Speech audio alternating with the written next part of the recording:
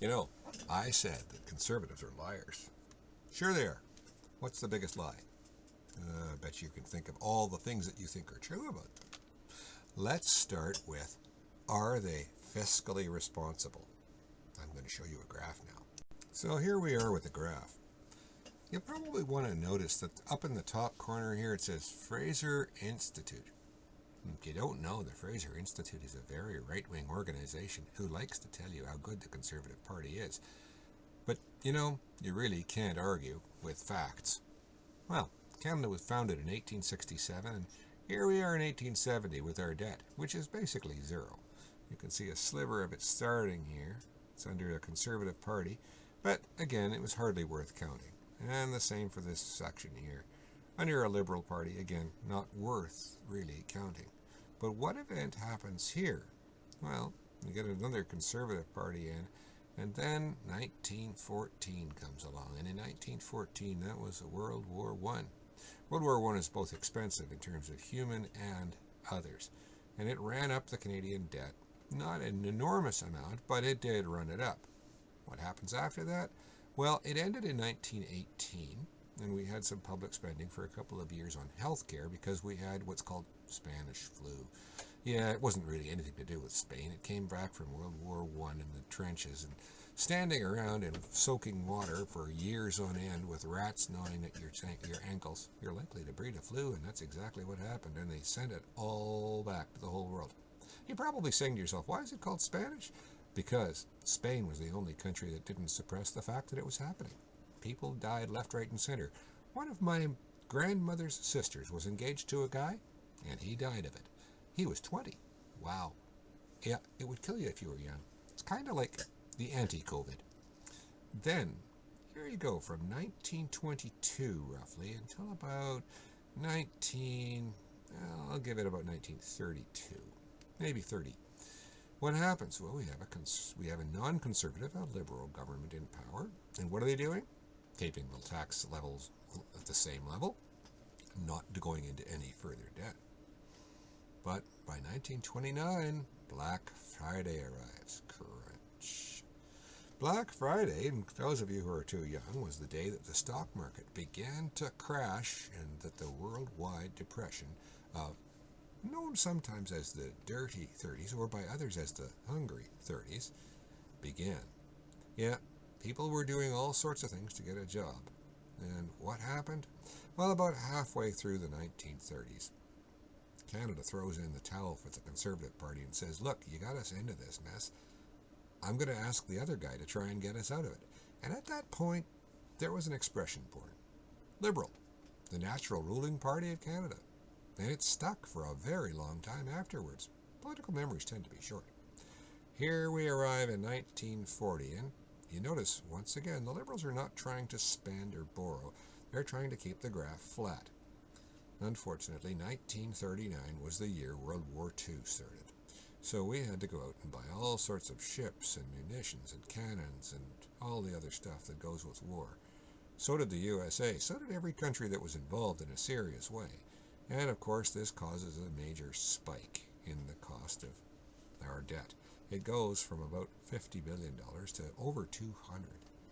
Well, notice it comes to a screaming halt here. And it's still under Liberal leadership. And what happens? It begins to decline. Wow, how fiscally responsible of them. And then along it comes to here, late 1950s. And for the first time in about 30 years, the Conservatives get a kick at the cat. John Diefenbaker gets elected, and his major platform was the Liberal Party was overtaxing you. Really? That's the best you could do? He was running the debt down? Yeah, that was the John Diefenbaker. John Diefenbaker also destroyed the fastest airplane on Earth, which would have made us the world leader in fighter jets. But we needed to give the engineers to the United States so they could get to the moon ahead of Russia. What a bunch of crap. We should have stuck to our engineers and told NASA to go screw themselves. They might never have got there, by the way, but that's another story. We were inspiring. If only more Canadians knew what I was saying. Well, Diefenbaker was a one-term prime minister, and he was replaced by a guy named Pearson. Pearson goes until this little white line shows up here. And that's good. He was a nice man. You notice again, Diefenbaker's line is going up. Pearson's is flat. Well, the guy who replaced Pearson was a guy named Trudeau as the Prime Minister. Yep. Well, it was the 1960s. You know, it was a period of time during which no matter what you did, you'd make money. You really couldn't go wrong. I mean, you know, if you went out tomorrow and you started a donut shop, you'd be a millionaire. It's as easy as that. It really was. You had to be a complete moron not to make money. And so governments weren't terribly concerned with deficits or borrowing. They just said, let's go. It was called the Go-Go 60s, if you look at the stock market reports. Well, Trudeau was in power for quite a while until he finally got pushed out by Joe Clark, who had the nickname Joe Who, but I like Joe Clark. I know he's conservative, but I like Joe Clark anyway. Joe gets this little strip of blue in here for 6 months, and he's a decent man. But unfortunately, he had what was known as a minority, which meant that he had less than half of the seats in the House. And sooner or later, when you have a minority government, the handwriting is on the wall. And what's going to happen is, well, very simply, you're going to get pushed out. And someone's going to call an election against you, and that's exactly what happened to Joe. After that, Trudeau continues to run, and he runs the debt up. But again, he never said he was fiscally responsible. He said he was liberal, and he was interested in you. He runs out of time and space and gets replaced by, of all people, Brian Mulroney. Brian Mulroney wins by the biggest landslide in Canadian history. Hundreds of seats. He has a massive majority. Now, with a massive majority, what did he do? Did he say, we've been putting this deficit business off far too long. We need to put it under control. No! What the hell? He started off with a debt of $600 billion and added another nearly $400 billion in 10 years. What a doofus. Well, at the end of it, everybody's sick to death of him, and they say, you're gone. And they voted him out to 3 seats, from the biggest landslide in Canadian history to the smallest runt party left. He gets replaced. And this Reds patch here, this is another guy who runs the cost up again. But you notice it reaches a peak. His name is Paul Martin, by the way. And Paul says, boys, we're in so much trouble all over the place. We've lost jobs to the Americans who've taken them back from us and a lot of other stuff. We've got to turn this country around. So what does he do? He starts bringing the debt down. Ooh, how fiscally responsible of him. I still haven't seen that from a conservative. Now, at the end of his time, there's a little strip here. And this is a blue strip that's going down. And what is the story there? Well, this is the election of Stephen Harper.